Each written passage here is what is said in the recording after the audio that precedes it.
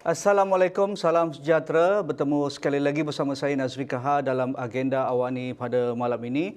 Pasca pembubaran Parlimen dan kita masih menunggu bilakah tarikh-tarikh utama Pilihan Raya Umum ke-15 akan diumumkan, dikongsikan oleh Suruhanjaya Pilihan Raya Malaysia ataupun SPR. Pastinya dalam minggu ini anggota SPR akan bertemu dan akan membuat pengumuman tarikh-tarikh utama berkaitan dengan pengendalian ataupun pengurusan pilihan raya ke-15. Jadi untuk melihat perkara ini kerana kita beberapa perkara sudah pun menjadi justifikasi penganalisis politik, parti politik dan rakyat awam misalnya kerana pilihan raya kali ini tidak dapat dielakkan akan berlangsung ketika transisi monsun dan juga dikatakan dari jangkaan pakar meteorologi dan pakar iklim misalnya bahawa hal berkaitan dengan bencana alam banjir akan bertambah buruk kerana perubahan iklim pada tahun ini dan juga apa yang kita lihat pada penghujung tahun 2021. Jadi nak ataupun tidak, pilihan raya ini akan berlangsung ketika peralihan monsun dan ketika kita berbicara ini beberapa negeri sedang mengalami hujan lebat dan ada berlaku banjir kilat di Sabah misalnya, di Baling, di Perak dan juga beberapa aras sungai utama di beberapa negeri sedang meningkat naik terutamanya di pantai timur. Jadi untuk melihat perkara ini, Profesor Ulong Datuk Dr. Samsul Amri Baharudin, pengarah dan juga pengasas kita di Universiti Kebangsaan Malaysia sudah pun bersedia. Assalamualaikum Prof, apa khabar? Waalaikumsalam. Terima kasih Tuan Haji. Nampaknya kita tidak boleh mengelakkan pilihan raya akan berlangsung dalam masa yang terdekat, mungkin paling lewat 1 bulan dari sekarang.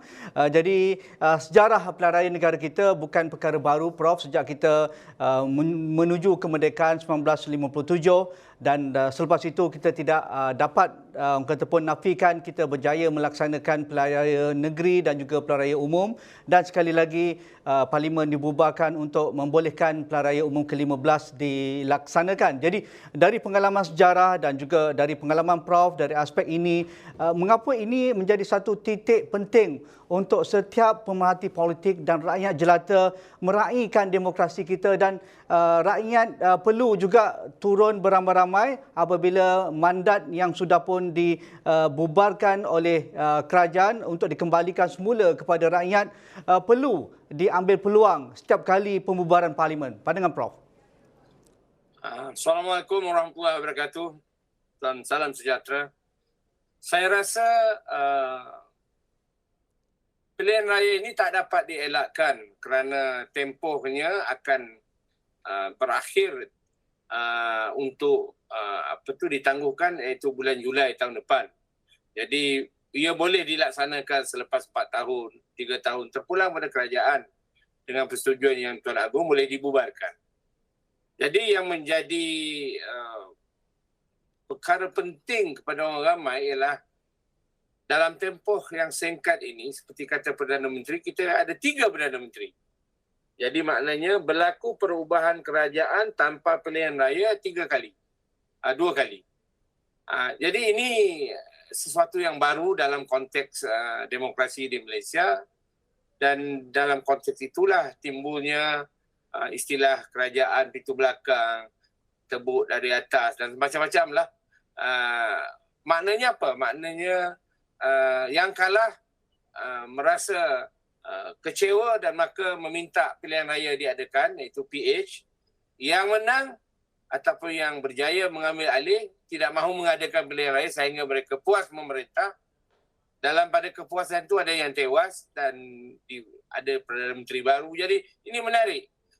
Drama ini, saya katakan drama kerana kita tidak ada drama seperti ini. Drama politik dan demokrasi Malaysia ini kesudahnya rakyat pengundi menjadi penonton. Kerana drama ini berlaku dalam satu pentas yang berbeza daripada rakyat kerana kuasa wakil rakyat itulah untuk menentukan membuat undang-undang dan sebagainya. Mereka ada pentas sendiri. Jadi rakyat tak boleh masuk campur. Dia masuk campur bila ada pilihan raya kecil atau pilihan raya negeri. Jadi pilihan raya kecil dan pilihan negeri ini selalu digunakan oleh parti-parti menjadi indikator kepada masa depan mereka.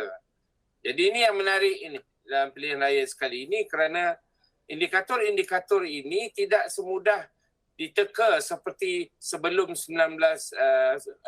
sebelum pilihan raya umum ke-14. Jadi itu sebabnya timbul macam-macam persoalan. Tetapi pada saya inilah waktunya rakyat untuk keluar beramai-ramai menyatakan pandangan mereka dan pendirian mereka. Mereka berpeluang. Hujan tak hujan, saya rasa perkara ini mereka telah bersedia. Orang di peringkat bawah sudah bersedia. Memang Jabatan Kaji Cuaca telah mengeluarkan berbagai ramalan, tetapi pada pandangan saya ramalan ini bukannya berlaku seluruh negara serentak, maka semua tak boleh keluar mengundi. Ini tak tepat. Yang berlaku adalah tempat-tempat yang dikesankan oleh hujan dan banjir, ada tempat-tempat yang tidak dan masih membolehkan. Jadi kalau saya baca apa tafsiran, ini termasuk yang di Pertuan Agong semua pergi ke Jabatan Kaji Cuaca ni untuk melihat sebelum beliau membuat keputusan. Jadi didapati dari segi itu bahawa memang ada kawasan yang akan tergendala kehidupan oleh kerana banjir, tapi umumnya saya rasa dalam 60% ke 70% masih lagi boleh mengundi walaupun renyai-renyai hujan. Jadi ini yang saya lihat akan keluar mengundi. Hujan ke tak hujan akan keluar mengundi. Kalau banjir yang sukar langsung tak boleh keluar rumah, itu lain. Jadi ada beberapa episod yang kita kena perhatikan dalam keadaan cuaca yang berubah ini.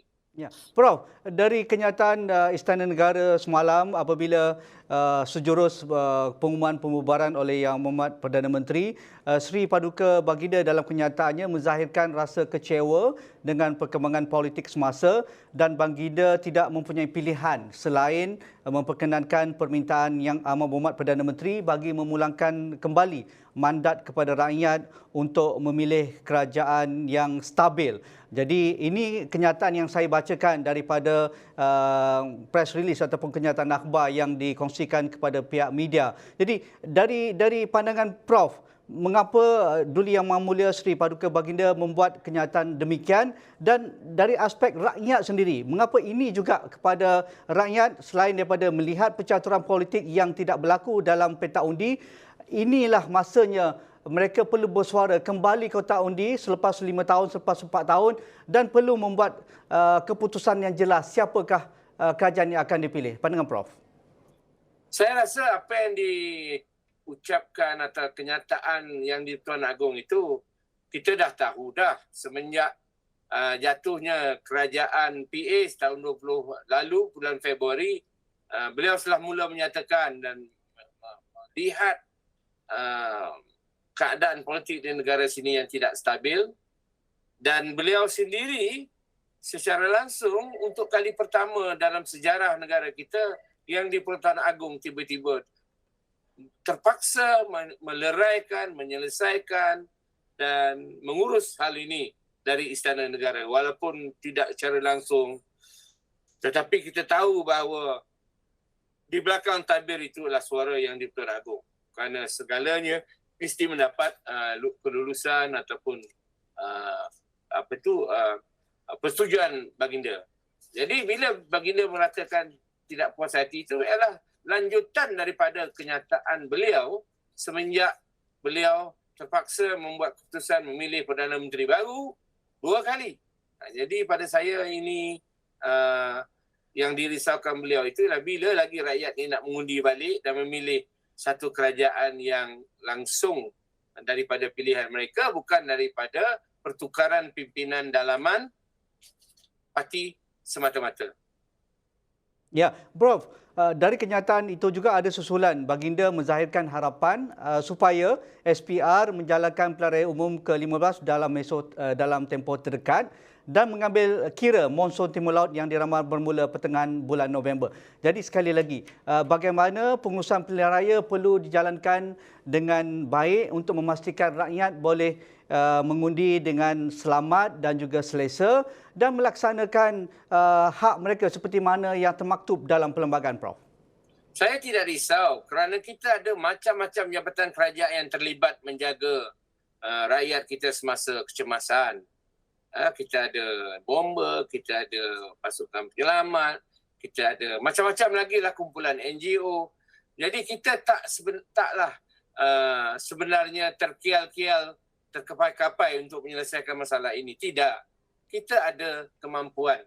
Cuma bagi pihak yang tidak mahu pilihan raya ini awal akan menggunakan hujah ini untuk mengatakan tak patut diadakan. Mereka juga baca kaji cuaca yang sama. Tapi macam mana mereka boleh membaca dengan negatif dan ada yang membaca dengan lebih tentatif, maknanya berhati-hati. Jadi kita mesti ingat safety net kita dari segi keselamatan memang ada dan memang terjaga, dan kita tahu orang kita sangat kompeten dalam soal ini. Tetapi kemalangan dalam banjir ini tak dapat nak dielakkan. Dan itulah yang saling dibesar-besarkan nanti. Tapi pada saya, mengundi ini akan menjadi satu dorongan dan cabaran pada orang ramai. Undi, hujan tak hujan, kami nak mengundi. Jadi ini yang saya rasa semangat orang ramai yang ada sekarang ialah, okey, sekarang giliran saya dia naik pentas. Dulu ahli politik. Ya. Sekarang giliran saya naik pentas untuk mengundi. Jadi ini perasaan orang ramai itu harus kita perhatikan dan lihatlah bagaimana mereka akan bertindak nanti.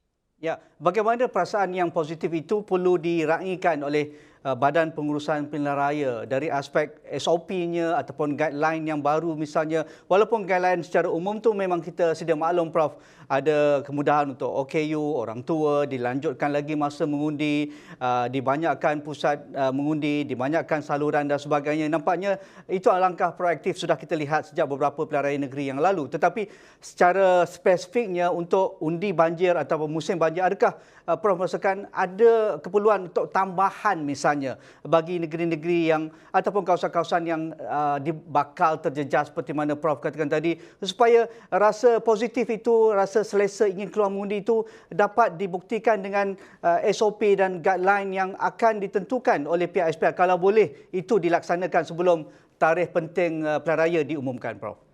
Saya rasa kerjasama antara SPR dengan Jabatan Perkhidmatan Kajian Cuaca dan juga Jabatan Keselamatan sangat penting. Jadi mesti ada task force untuk menyediakan rakyat dan juga memberi panduan kepada rakyat mengikut tempat. Bukannya seluruh negara Betul. ada yang umum, tetapi rasa saya akan lebih tersasar ataupun bersasar apa yang mereka akan lakukan untuk memastikan kalau di Sabah macam mana, di Sarawak macam mana.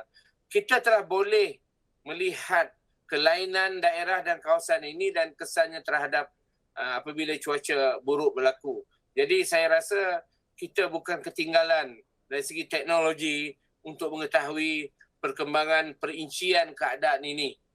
Cuma untuk orang biasa seperti saya dan Tuan Haji mungkin kita ingat semua serupa. Tapi sebenarnya kalau kita kaji, kita tanyalah orang kaji cuaca astro. Macam mana dia boleh bagi gambaran cuaca yang berbeza seluruh negara? Kerana information ini. Jadi saya anggap ini bukan satu keganjilan lah. Tapi kalau orang nak gunakan dia sebagai satu alasan tahilah mengelakkan pilihan raya, bolehlah. Tapi pada saya kita lebih sophisticated lah dalam memahami keadaan dan cuaca di negara kita sendiri.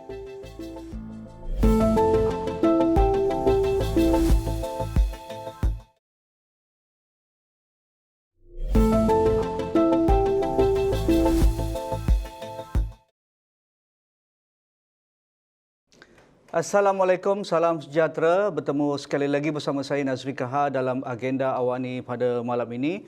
Pasca pembubaran Parlimen dan kita masih menunggu bilakah tarikh-tarikh utama pilihan raya umum ke-15 akan diumumkan, dikongsikan oleh Suruhanjaya Pilihan Raya Malaysia ataupun SPR. Pastinya dalam minggu ini anggota SPR akan bertemu dan akan membuat pengumuman tarikh-tarikh utama berkaitan dengan pengendalian ataupun pengurusan pilihan raya ke-15. Jadi untuk melihat perkara ini, kerana kita beberapa perkara sudah pun menjadi justifikasi penganalisis politik, parti politik dan rakyat awam misalnya, kerana pilihan raya kali ini tidak dapat dielakkan akan berlangsung ketika transisi monsun dan juga dikatakan dari jangkaan pakar meteorologi dan pakar iklim misalnya bahawa hal berkaitan dengan bencana alam banjir akan bertambah buruk kerana perubahan iklim pada tahun ini dan juga apa yang kita lihat pada penghujung tahun 2021. Jadi nak ataupun tidak, pilihan raya ini akan berlangsung ketika peralihan monsun dan ketika kita berbicara ini beberapa negeri sedang mengalami hujan lebat dan ada berlaku banjir kilat di Sabah misalnya, di Baling, di Perak dan juga beberapa aras sungai utama di beberapa negeri sedang meningkat naik, terutamanya di pantai timur. Jadi untuk melihat perkara ini, Profesor Ulong Datuk Dr. Samsul Amri Baharudin, pengarah dan juga pengasas kita di Universiti Kebangsaan Malaysia sudah pun bersedia. Assalamualaikum Prof, apa khabar? Waalaikumsalam. Terima kasih Tuan Haji. Nampaknya kita tidak boleh mengelakkan pilihan raya akan berlangsung dalam masa yang terdekat, mungkin paling lewat 1 bulan dari sekarang.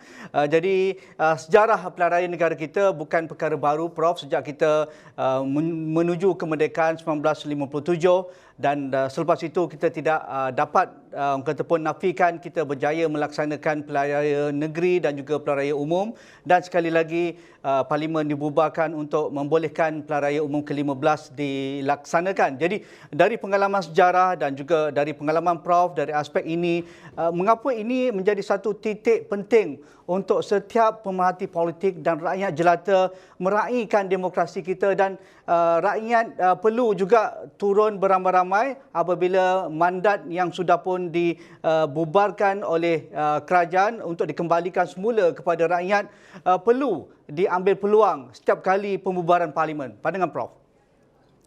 Assalamualaikum warahmatullahi wabarakatuh dan salam sejahtera. Saya rasa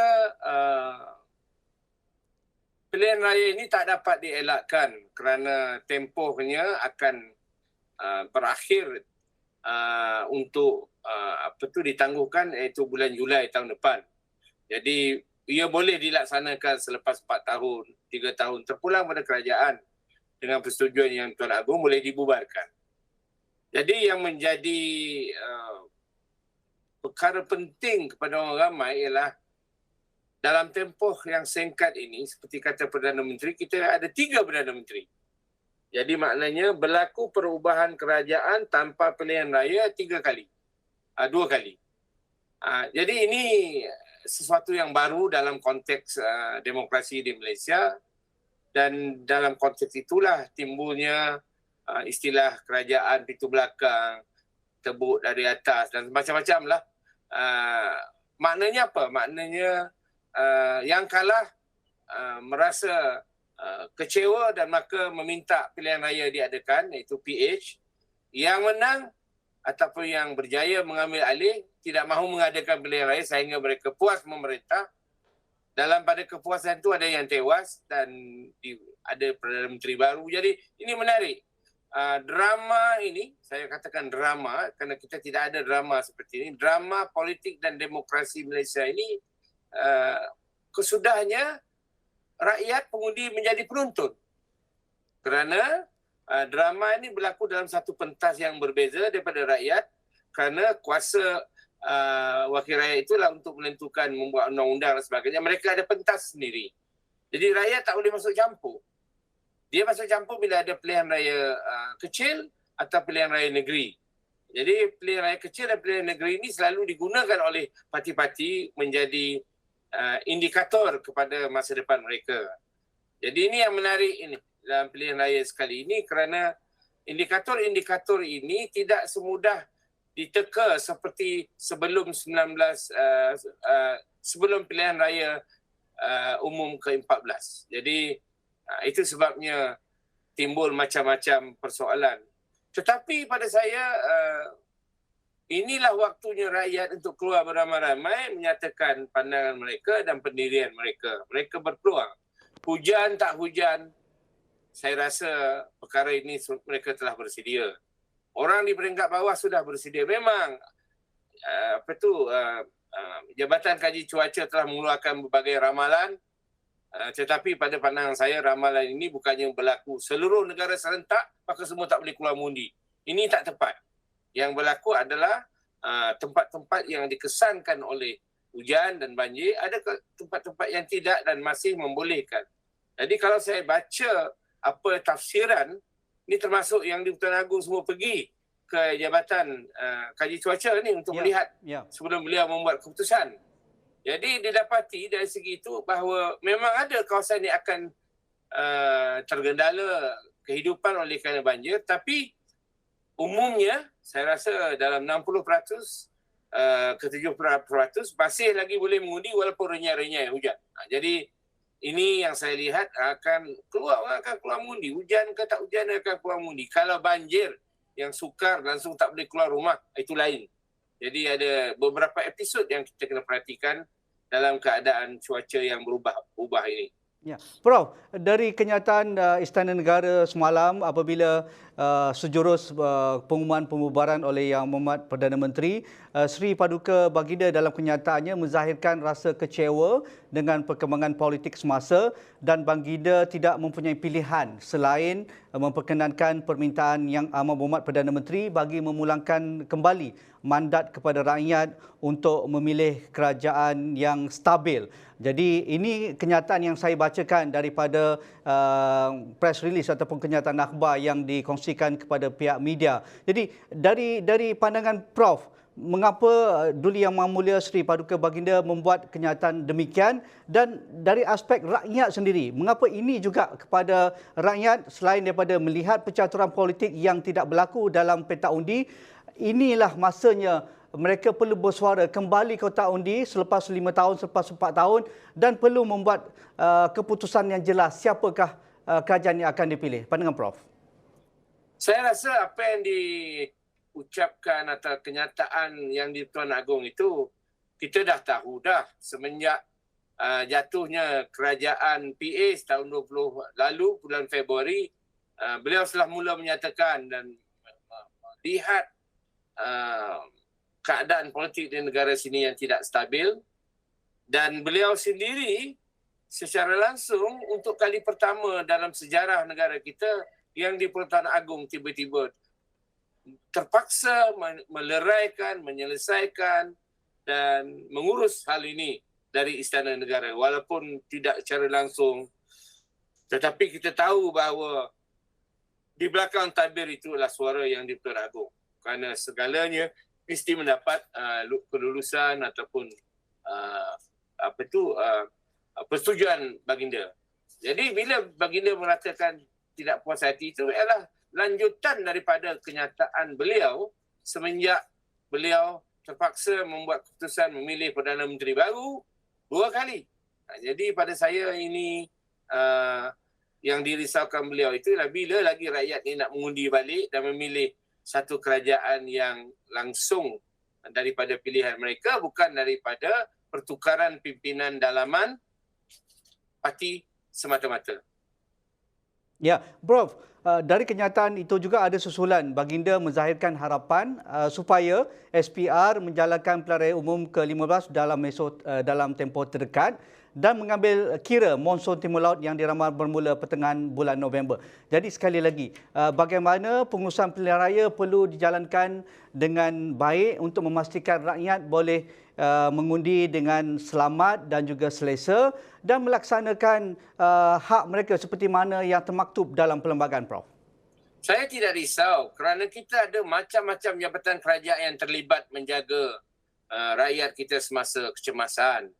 Kita ada bomba, kita ada pasukan penyelamat, kita ada macam-macam lagi lah kumpulan NGO.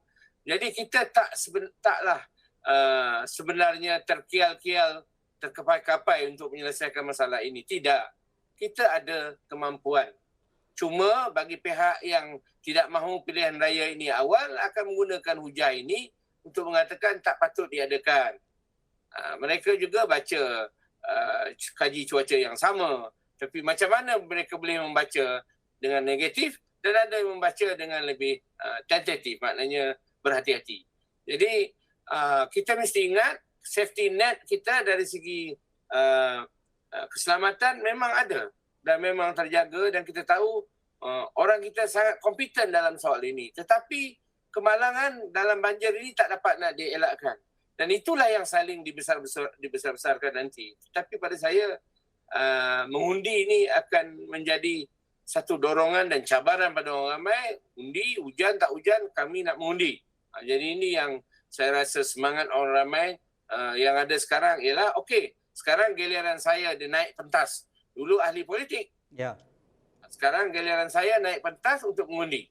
Jadi ini perasaan orang ramai itu harus kita perhatikan dan lihatlah bagaimana mereka akan bertindak nanti. Ya, bagaimana perasaan yang positif itu perlu diraihkan oleh Badan Pengurusan Pilihan Raya dari aspek SOP-nya ataupun guideline yang baru misalnya. Walaupun guideline secara umum tu memang kita sedia maklum Prof, ada kemudahan untuk OKU, orang tua, dilanjutkan lagi masa mengundi, dibanyakkan pusat mengundi, dibanyakkan saluran dan sebagainya. Nampaknya itu langkah proaktif sudah kita lihat sejak beberapa pilihan raya negeri yang lalu. Tetapi secara spesifiknya untuk undi banjir atau musim banjir, adakah Prof merasakan ada keperluan untuk tambahan misalnya bagi negeri-negeri yang ataupun kawasan-kawasan yang bakal terjejas seperti mana Prof katakan tadi, supaya rasa positif itu, rasa selesa ingin keluar mengundi itu dapat dibuktikan dengan SOP dan guideline yang akan ditentukan oleh pihak SPR, kalau boleh itu dilaksanakan sebelum tarikh penting pilihan raya diumumkan, Prof.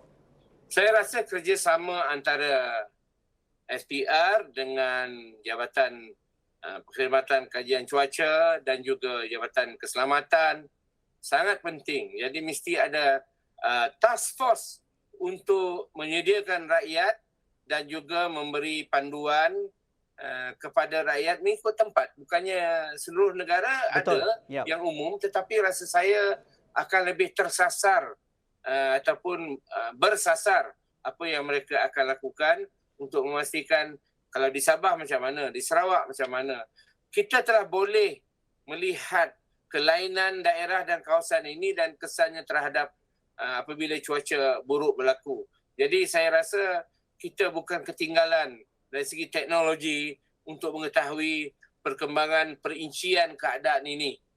Cuma untuk orang biasa seperti saya dan Tuan Haji mungkin kita ingat semua serupa. Tapi sebenarnya kalau kita kaji, kita tanyalah orang kaji cuaca astro. Macam mana dia boleh bagi gambaran cuaca yang berbeza seluruh negara? Kerana information ini. Jadi saya anggap ini bukan satu keganjilan lah. Tapi kalau orang nak gunakan dia sebagai satu alasan tahilah mengelakkan pilihan raya, bolehlah. Tapi pada saya kita lebih sophisticated lah dalam memahami keadaan dan cuaca di negara kita sendiri.